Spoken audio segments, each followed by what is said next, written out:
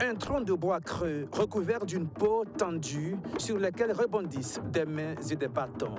Le son, la rythmique appellent à la danse et au chant, mais pas que. Le tam-tam est aussi parleur. Le roi Bantchandé.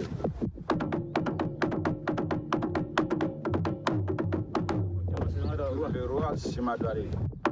Autant jadis ou encore maintenant par endroits, dans les sociétés africaines comme ici en pays Gourmantcheba, le tam-tam était un puissant instrument de communication avec ses codes.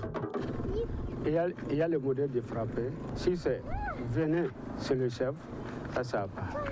Si c'est funérailles, si c'est un décès, ça aussi, vous tapez ça part. Oui, le message est multiple et peut s'ériger déjà comme une simple convocation royale. Lorsque le roi avait besoin d'un sujet, par exemple un ministre ou bien toute autre personne, il faisait appel à Gabaro, le chef de Tam-Tam. Il lui disait son message et Gabaro était chargé d'appeler le type en question. Au moyen de son instrument, il commençait d'abord par son indicatif, l'indicatif du roi.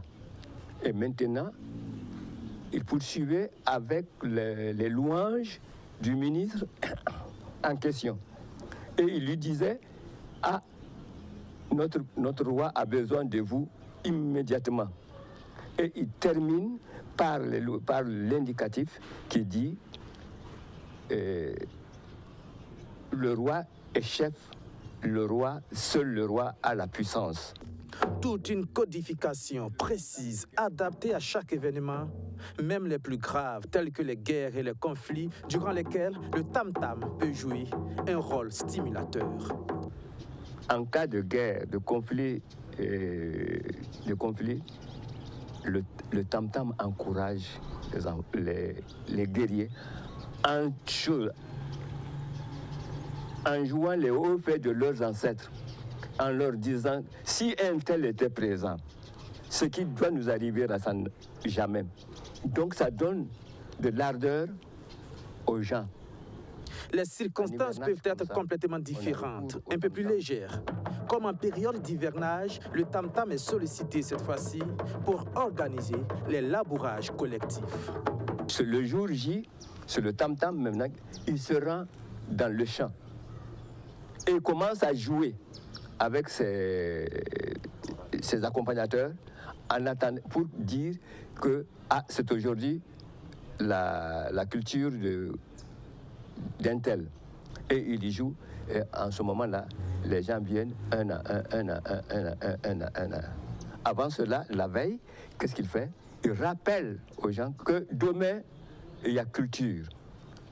Ceux à qui on a demandé là, ils se demandent, ah oui, demain c'est la culture d'un tel, demain c'est la culture d'un tel. Le rôle social et sociétal du tam-tam dans les sociétés africaines est d'une telle évidence que lorsque cet instrument tente à disparaître, on s'interroge.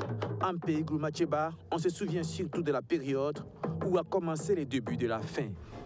À cause de la longue vacance du pouvoir.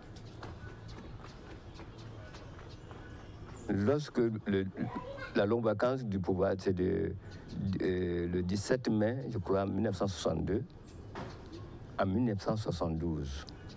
Donc, il y a eu une longue vacance, donc tout était oublié. Et chez nous même, nous n'avons plus de répondants.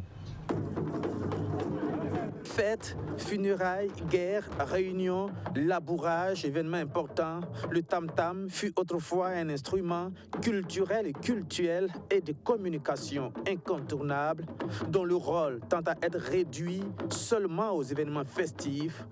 Les plus anciens plaident pour la pérennité de son rôle, beaucoup plus global.